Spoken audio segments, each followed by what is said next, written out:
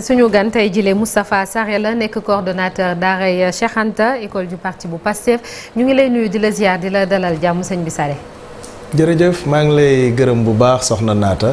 di nuyu ñi ma fekk ci plateau bi di nuyu également tous les téléspectateurs de TFM.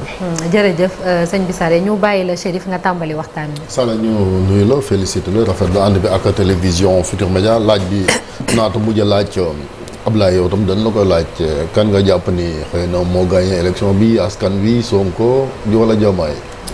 xam nga Ablaye moom ses réponses sont toujours pertinentes quand il dit que c'est le peuple sénégalais qui a gagné effectivement nous tous nous sommes d'accord que c'est le peuple sénégalais qui a gagné cette élection-là.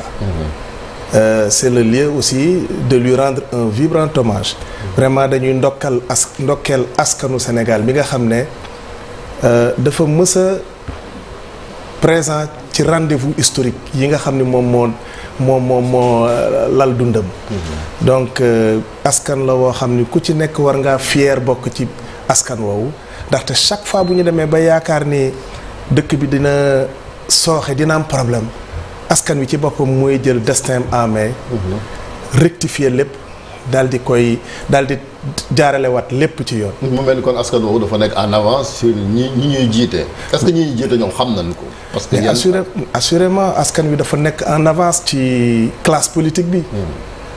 Le seul rendez-vous que ce peuple-là a raté c'est le rendez-vous du développement et faute justement à une classe politique qui n'a jamais été à la hauteur. waaw moo tax comme jaay ngeen leen projet bi.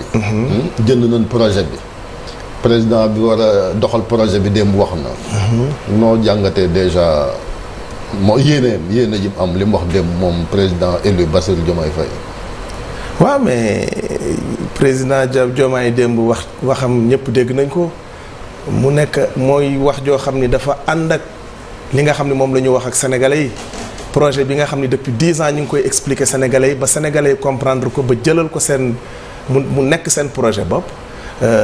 jàpp nañ ne engagement yooyu mu jël démb engagement la yoo xam ne mënuñu ko bañ a def te incha allah jàpp nañu ne bu ñu peuple sénégalais bi yëpp jàppale on va inéluctablement vers des réussites.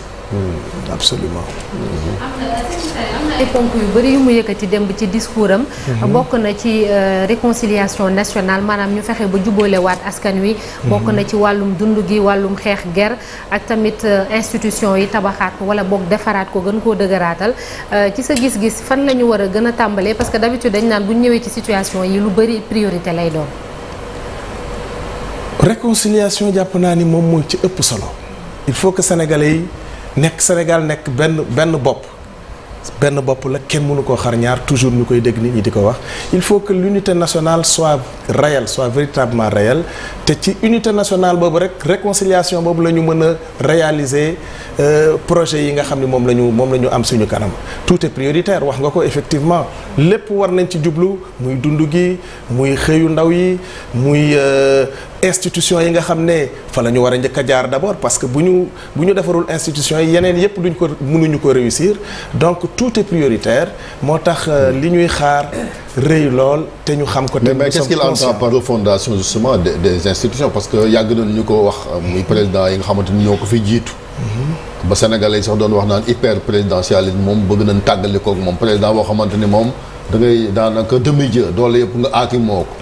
loolu xam xanaa comme mbir mi ngi seen loxo léegi. waaw loolu kay yow kay laal nga affaire bi le principal problème de notre république c'est l'institution président de la république nous l'avons toujours évoqué et président Diomaye li mu wax moom mooy li muy njëkk a def mooy wàññi doole président de la république bi mu nekk fexe ba président de la république dootul nekkati buur di bummi ci réew mi ndaxte bu ñu amee autant de problèmes si aujourd'hui on n'a pas pu voter le 25 février parce que les pouvoirs du président de la République sont hypertrophiés, immenses. Donc loolu moo xajul ci bopp nit. Président Diomaye a bien compris cela, le projet l'a bien compris et le président de la République décidé na effectivement respecter suñu engagement wàññi doole président de la République par justement des mécanismes yoo xam ni wax nañ ko ñun ñëpp te gis na Sénégalais yi tamit dégg nañ ko loolu ci li gën a tax ñu voteel président Diomaye. Moustapha dafa am phrase boo xam ne logique de conquête de pouvoir laa ko jëlee. bi nga xam ne Bassirou Diomaye Faye def na audience am ak président Abdoulaye Wade. Je vais lire sa déclaration. Extrait bi mu ne des échanges riches et enrichissants sur les défis de l'heure. Le président Wade m'a gratifié de beaucoup de recommandations et conseils, dont un qui a particulièrement retenu mon attention. Entre guillemets, si Dieu te donne la victoire, ne t'acharne sur personne, fais preuve de tolérance envers tous et cultive la paix, car tu es l'espoir non pas d'un camp mais de tout le Sénégal. boo ko mettre en perspective ak li nga xam ne wax na ko démb ci wane ni du transiger ci bonne gouvernance transparence ana frontière bi entre tolérance ne t'acharne sur personne ak reddition des comptes du ma ci transiger.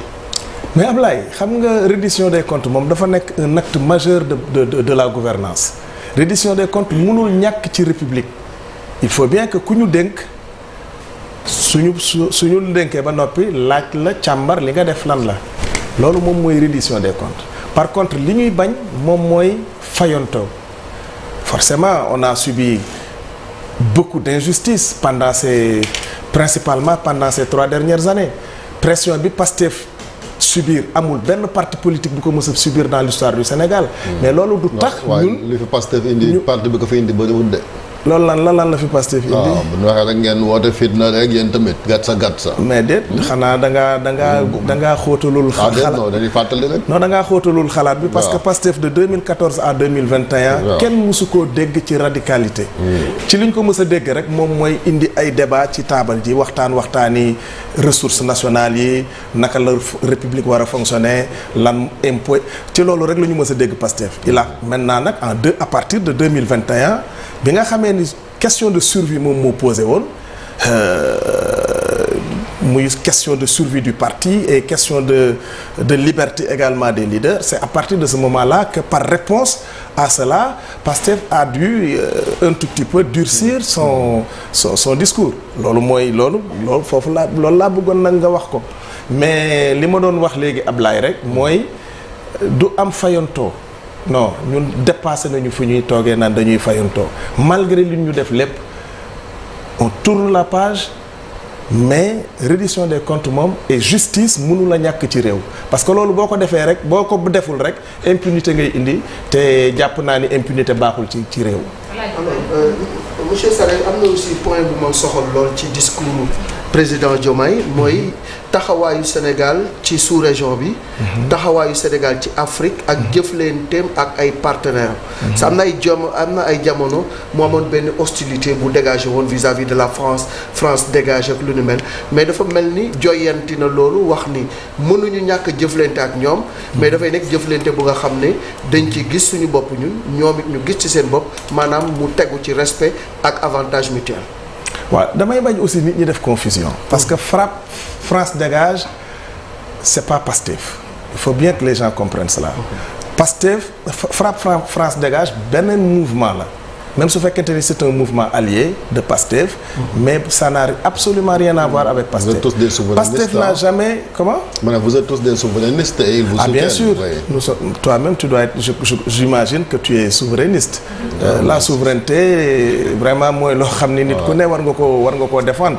mais du ci point yëpp lañ mën a ànd way. ma ne du ci ponk yëpp lañ mën a ànd. bien sûr peut-être bien mais en tout cas nit ki jàpp naa ni li mu war a njëkk a xeex mooy souveraineté boppam. souveraineté réew.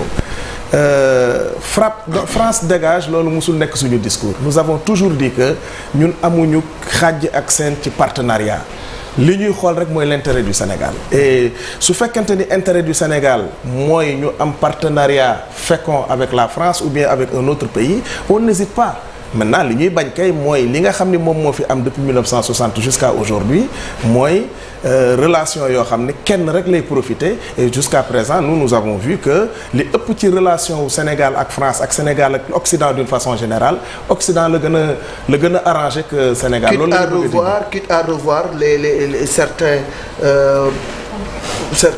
contrats. Certains accords merci beaucoup Abdoulaye. Oui, il y a des accords forcément il faut les revoir. Notamment les accords de défense. loolu il faut qu'on revoie ça. Il faut que également les accords dans le cadre de l'union monétaire également, il faut qu'on revoie tout cela.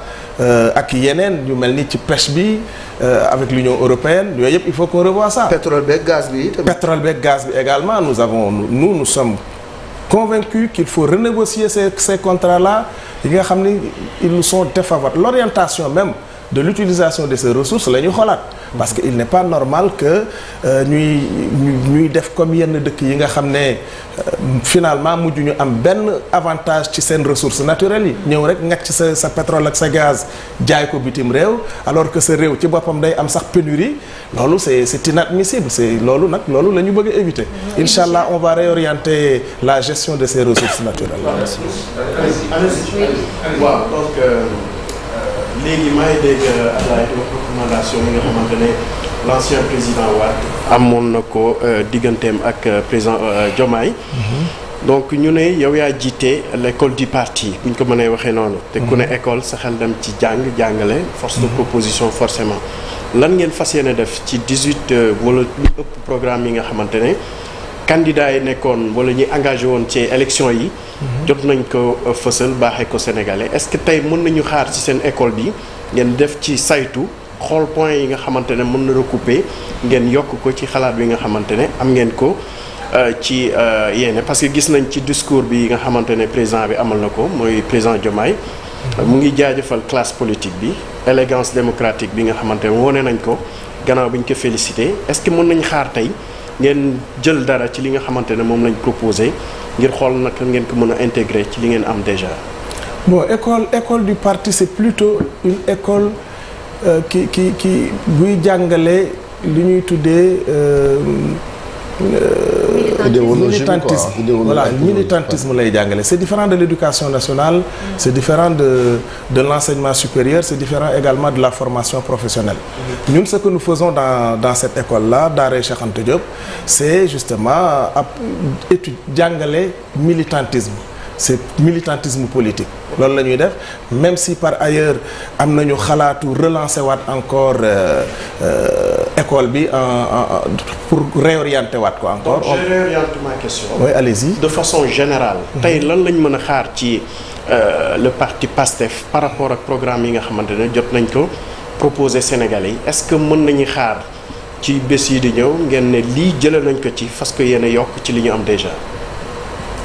Je parle du programme des différents candidats qui se sont engagés dans cette élection. Je pense que Bassirou Diomaye Faye président Bassirou Diomaye dafa wax ci wàllum inclusion. léegi Ibou li mu bëgg a wax mooy yeneen candidats yi am na ay programme yu ñu proposé woon askan wi. ndax xalaat ngeen jël ci li ngeen jàpp ni dina mën a indi apport. n'est-ce pas plus loin pare ngeen pour liggéey ak ñoom de façon générale. Ah non, mais toutes les idées sont les bienvenues, toutes les bonnes idées.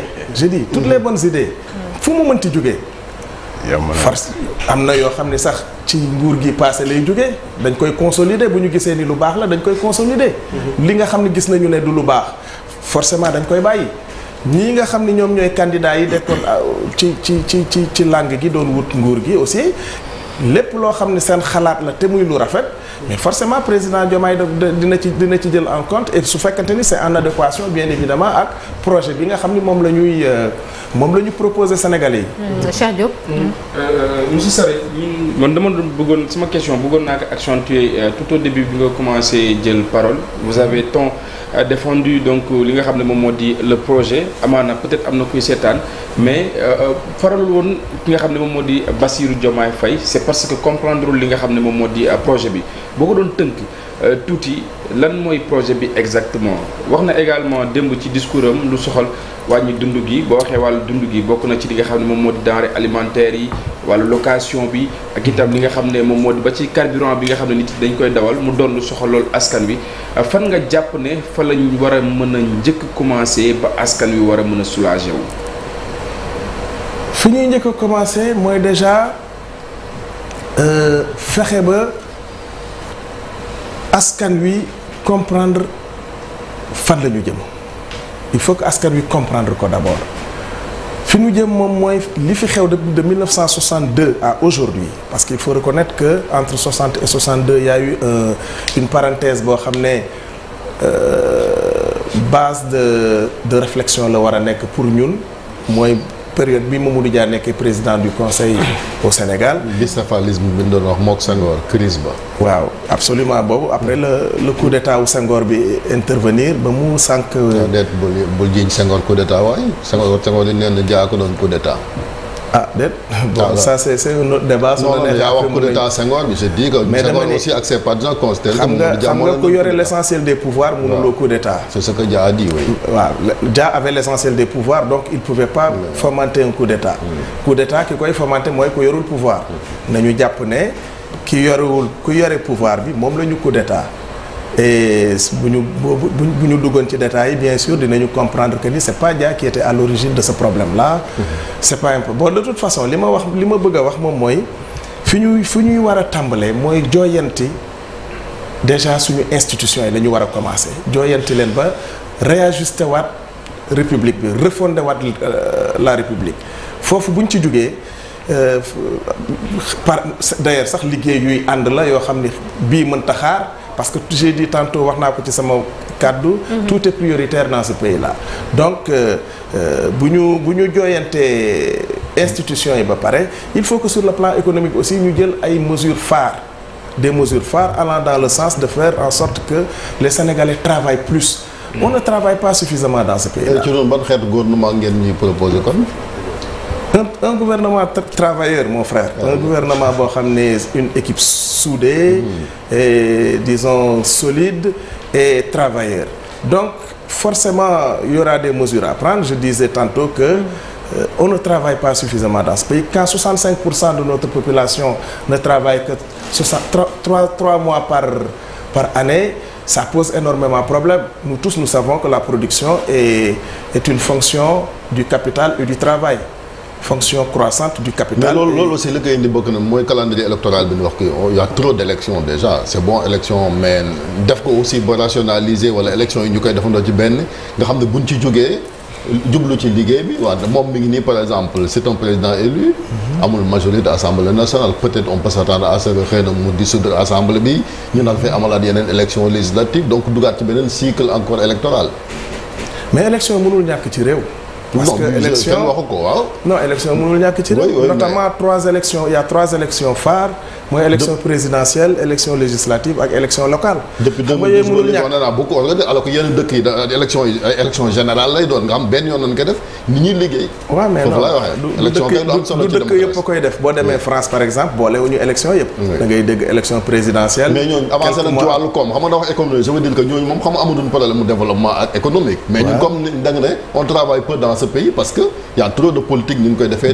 parce que j'ai pas dit ça j'ai pas dit qu'il y a trop de politique. moo tax non man maa considéré que politique dafa bëri quoi je ne le considère pas. Je pense qu'on ne travaille pas suffisamment parce qu'on ne met pas les Sénégalais dans des conditions de travail suffisamment.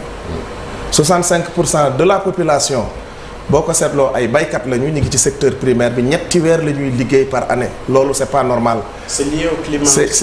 On ne peut comment? C'est lié à peut-être à la saison des pluies aussi. Mais justement c'est ce qu'il ne faut pas être lié à la nature pour boo bëggee liggéey. bu fekkente ni da nga bëgg a liggéey lu mel ni agriculture da ngay xam ne am na ay facteurs exogènes yoo xam ne suñu réunir ci réew agriculture mën na am. Il y a 4 facteurs exogènes notamment mooy la terre l'eau le soleil et le vent. Est-ce que loolu am na ci réew mi wala amu fi ñun ñëpp xam na ñu ne li fi nekk ci suuf su naat du jeex. li fi nekk ci ndox du jeex li fi nekk ci soleil et cetera. Et quand ces facteurs sont réunis je ne vois pas pourquoi mënuñu liggéey 12 mois sur 12. Il suffit simplement de mettre ces paysans ces braves paysans là dans des conditions de travail 12 mois sur 12 pour régler presque l'essentiel des problèmes économiques de ce pays. Parce que boo ko defee ba la production ba ñu mën a multiplier la production agricole par 3 par 4 mais nga inciter les hommes d'affaires sénégalais ñu investir ci la transformation de la production agricole. Au Sénégal la transformation agricole le taux ne dépasse pas 12%, alors que boo demee ci dëkk yu mel ni ay Afrique du Sud ça dépasse 80%. alors sëñ Bissare laata Abdoulaye Cissé di laaj waa ñuy jeexal. sànq yaa ngi wax ci président Bassirou Diomaye Faye ni mu nar a gouverner am na ñu bëri li ñuy laaj jamono ji mooy lan moo nar a nekk place Ousmane Sonko ci wetam. Ousmane place am pas seulement ci wetu Bassirou Diomaye mais place am ci Sénégal. place am ci Sénégal moom mooy wattu Sénégal di conseiller ñi nga xam ne ñoom ñoo war a ñoom ñooy doxal ñoo yore réew mi loolu mooy place Ousmane parce que xalaatam rafet na taxawaayam rafet na ci réew mi ñun la ñuy xaar ci Ousmane ñun waa PASTEF mooy fexe ba justement mu continuer de jouer son rôle prépondérant dans ce pays-là comme il l'a toujours fait parce que nag il faut reconnaître que lu bari ci réew mi fii moom moo ko impulsé. Oui, mais là il était opposant mais comme ni nga wax maintenant ñëw ngeen pouvoir moom c'est le président du parti. jiite woon ko amul yéene bokk ci élection yi. malheureusement bokkul mu daal di tànn candidat bi muy Diomaye donc c'est Diomaye qui est élu. mais taxawaayu Sonko aussi. mais mooy taxawaayu citoyen bu bëgg réewam avancé rek. comme ni mu ko defee non li muy def ni continuité rek la. ce n'est pas parce que opposant nga te ba que doo am taxawaay bu rafet ci sa réew Ousmane bi muy nekk opposant dafa amoon taxawaay bu rafet ci réewam parce que impulsé na vraiment fexe na ba jox benn tempo bi doxalinu politique au Sénégal ni muy ko noonu la nar a continuer ba nekk ci wetu Bassirou Diomaye Faye président Bassirou Diomaye Faye fexe ba justement mu koy conseiller di jox xalaatam également ci doxalinu réew mi. on parle de positionnement institutionnel moo tax muy wax ne xëy na naata bi laaj voilà ci ban taxawaay ci état je ne saurais répondre à une telle question. je ne sais pas vraiment au moment où je vous parle ban position institutionnelle la Ousmane war a di jël. bëgg-bëgg yéen yow par exemple yow ci sa gis-gis wala sa bëgg-bëgg. man finalement est-ce que am naa réellement bëgg-bëgg bu ma mën a fësal noonu je sais que Ousmane de toute façon dina jouer le rôle qu'il doit jouer dans cette république là dina fexe ba réew mi. place su partenaire wala bokk ñi nga xam ni ñoom ngeen àndal ci xeex bi ba egg si fii parce que rupture ngeen woote bu dee ni tey am na ñu bëri ñu jàpp ci combat bi kenn ku ci ne xëy na yaa ngay xaar.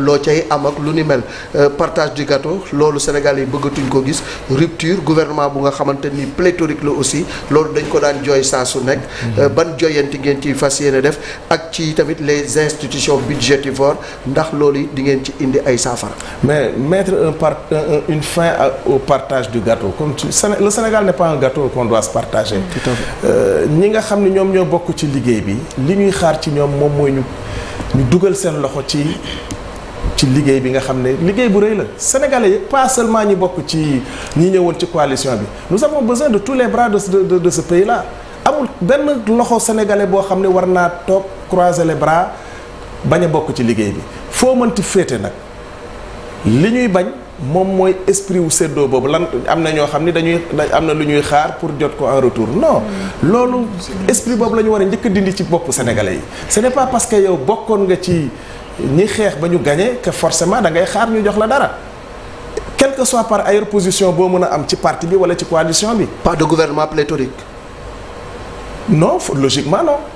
Moi je ne suis pas celui qui va nommer le gouvernement mais je suis persuadé que ce ne sera pas un gouvernement pléthorique. c'est ça Cheikh Diop après Abdoulaye Cissé après Chérif ñu tëj. ñu ngeen waxoon ne que ne ci système bi ñu doon jiite la ñu bokkoon te système boobu baaxul par exemple je vais prendre l'exemple de Aminata Touré par exemple bokkoon na ci gouvernement bu Macky Sall jamono yi gis nañu ne mi ngi ci yéen ndax tey kooku. da ngeen koy beddi wala soit da ngeen koy joxaat parce que bu ngeen ko joxaatee continuité li nga xam ne moom moo la woon day won ni je pense bien. Cheikh xam nga discuter en termes de personnes parlant du système moom mooy bëgg indi réew moo xam ne ñii dañu baax ñi bon ce qu'il faut surtout éviter système du nit système mécanisme la pouvoir bu ñëw da nga fiy teg système. mais ay nit a koy incarné je ne ay nit ñooy incarné système. bien sûr que ay nit ñoo koy incarné waaye du nit système mécanisme la ñun actuellement forcément dañ fiy taxawal un système li ñuy ñaan mooy mu nekk un bon système ñi fi jógee seen système moo baaxul woon moo tax ñu bëgg ko fi jëlee donc su fekkente ni da ngay discuter en termes de personnes rek da ngay xalaat ni y a un Sénégal boo xam ne dafa am ñu baax am ñu bon or nit mën na nekk ci système pendant très longtemps. à un moment donné mais mu xalaat ne li fii mu nekkoon baaxul mu daal di wëlbatiku dem fa ca des exemple yi du jeex bu ñu jëlee ci diine ji nga xam ne mooy diiney l'islam te jàpp naa ni sénégalais yu ëpp ci diiney l'islam la ñu nekk mais y a des gens de l'ancien système du système bi précédé système bi fi Mohammed sallallahu alayhi wa sallam taxawal mais ñooñu ñoo gën a jouer rôle sax pour avancement l'islam Omar bu Ibn Khattab mi ngi nii Omar Omar xam nga ni ci système beneen bi la nekkoon. nekkoon quelqu'un boo xam ne dañ yonent bi sax daf ko redouté woon da doon ñaan sax pour yàlla indi ko ci diine ji et celui-là quand il est bi mu changé mais ci ñi gën a taxawal l'islam la bokk. donc il ne faut pas que les gens pensent que ni diw ci système bi la nekkoon. que effectivement nit ku bon la. Abdoulaye Cissé après seen statut Pastef sori ngeen trop ci réforme yi ngeen bëgg a indi quand même ci yorinu état ci séparation parti ak état. ba ci bokk ci état du mën a permettre sax nga bokk ci structure parti bi de façon formelle. évidemment on pense à deux personnalités président bi Bassirou Diomaye Faye qui est en même temps secrétaire général du parti. Bien sûr. Ousmane Sonko qui est président du parti au cas où il serait associé à la gestion formelle. Se délester de deux personnalités comme ça d'un coup ça pose pas de problème dans la gestion du PASTEF? Non, la seule personnalité à qui on oblige de missionner, c'est le président de la République. Une fois élu à la tête de l'État, il est obligé de se décharger de ses fonctions dans le parti. Aujourd'hui, le président Diomaye est obligé, bien évidemment, de quitter son poste de secrétaire général. Par contre, Ousmane n'est pas lié par cette démission-là. Parce que dans les textes, président rek la ñu wax Ousmane n'est pas président de la République. Je crois que vos textes vont beaucoup plus loin que ça quand même. Hein? En disant quoi? Que les fonctions de gestion d'un État ne permettent pas à quelqu'un d'être dans l'organigramme formel du parti. On peut vérifier ensemble, mais je crois que vos statuts vont beaucoup plus loin que je suis juste formel, le président. Il n'y a que le poste de président de la République moom moo incompatible ak poste dans la direction du parti. C'est pas ce que nous dit le président de l'autorité de régulation de votre parti. Non, je suis formel. Je dis qu'il n'y a que le président de la République. En parlant de gestionnaire de l'État, certainement, il pensait au président de la République. Mais oui, on peut être, n'est-ce pas, élu à un poste de responsabilité et continuer de garder son poste. loolu moom lu ñu yàgg xeex la nekk président au parti. loolu moom ko accepté loolu moom on ne l'accepte pas dans le parti parce que les textes ont été très clairs et formels. mais grand, il y a certaines promesses quand même parti boo xamante ni waxoon ngeen ko Sénégalais mais gis nañ dans la pratique amul. comme lan ci cumul mandat yi. gisoon nañu par exemple ba léegi parmi vous am ñoo xamante ni ils sont députés maires à commencer même par Ousmane Sonko à l'époque bi mu nekk Assemblée nationale législature bële en même temps il était maire de Ziguinchor. Il y a un débat qui s'est posé avec Birame Souleye Diop qui est le numéro 2 du parti. Vous êtes en train de vous tromper. Dans nos textes il n'est jamais. non da ngeen ko wax waxuma non promesse électorale la woon. waaw ma tontu la bokk sëñ dama ne la il faut pas se tromper parce que ci suñuy texte amul fenn fu ñu wax ne nit warul cumuler deux postes. ah non dañ ko déglul rek. dañ ko promettre je dis promesse de campagne. mais faut me laisser terminer sinon doo comprendre fu ma jëm. oui. C'était un engagement du président Ousmane Sonko pendant les élections législatives. Il avait dit que cumul de mandat duñu ko nangu. c'est-à-dire duñu ko encourager. On n'encourage pas le cumul de mandat. Non, xaaral ma expliquer la man li ma wax du dañ. Cumul de mandat duñu ko encourager. C'est ce que le président Ousmane Sonko a dit. Il y a eu deux cas particulièrement. Vous m'avez parlé du cas de du président Ousmane Sonko. Il y a Aliou Bey. Mais ñaari cas la ñu amoon fondamentalement. et ñaari cas yooyu ku ci nekk Ousmane si njëkk a jiitu la waaw. législature bële avant ñoom ñaar ku ci nekk. Ousmane wax na la ne la yow la ñu élire. Moi j'avais pris un engagement. yow yaay xool est-ce que da ngay respecter engagement bi wala déet n'est-ce pas. C'était des cas spécifiques yoo xam ni qui avaient empêché ces gens-là de respecter cet engagement. Le cas de Pikine xam nga dañu dem élection législative Cheikh Aliou Bey nekk sur une liste boo xam ne wàllu moom moo ko porté woon parce que bu leen fàtte intercoalition la woon mais ñu toll woon ci situation boo xam ne su démissionné woon moom li mu analyse bu mu defoon Cheikh Aliou Bey mooy su démissionné woon ce poste allait revenir à un autre parti politique. mairie ba nag. même mairie bi su démissionné ci mairie bi parce que conseil municipal la boo xam ne c'est un conseil municipal constitué de plusieurs. Nous n'avions pas la majorité là-bas. De même qu'à Thiès amuñu majorité absolue dans ces bref c'est un problème d'appréciation là. Moi j'aurais été peut-être à leur place, j'aurais respecté cet engagement là, mais ce qui est sûr et certain moi ils ont bien expliqué pourquoi ils ne pouvaient pas laisser l'un ou l'autre des deux postes et ça les engage parti bi musul wax ne en tout cas musul légiférer ne cumul des mandats du am peut-être bien que on va vers des réformes et on consacrera ça te parce que cumul des mandats nag ci lu gën a mën a freiner évolution wu évolution moom du xeex système bu dee dañ koy wéyal moom bokkul ci xeex système bi ngeen diggee. cumul des mandats waaw bu dee dañ koy wéyal loolu laa la wax ma ne la certainement on va vers des réformes de nos textes et ou bien même des réformes de la loi au Sénégal pour interdire de façon générale pas seulement mu yem ci Pastef mooy muy loo xam ne dañ koy légiférer de sorte que le cumul de mandat dootul amati. merci beaucoup merci Moustapha Sarré nekk coordonnateur Daaray Cheikh Anta. école du parti bu directeur pardon autant pour moi directeur Daaray Cheikh Anta école du parti bu Pastef ñu ngi lay sant di la gërëm bu baax di la ñaanal kenn la jàmm merci. si jot nañu suñu créé. Le décret qui a abrogé l'autre décret qui nous a dissous a été signé par le président de la République. Donc nekkul ex-Pastef. Non ex-Pastef musu ko nekk. Parce que c'était un abus de langage. Parce que non c'était un abus de langage parce que à partir du moment où ñu def recours auprès des tribunaux. Le recours était suspensif. Merci. Ben justement le recours était suspensif. Merci beaucoup Moustapha Sarré. Merci beaucoup. Merci bonne journée ñu jàll ci l'Observateur ak Record li ñu xëyee.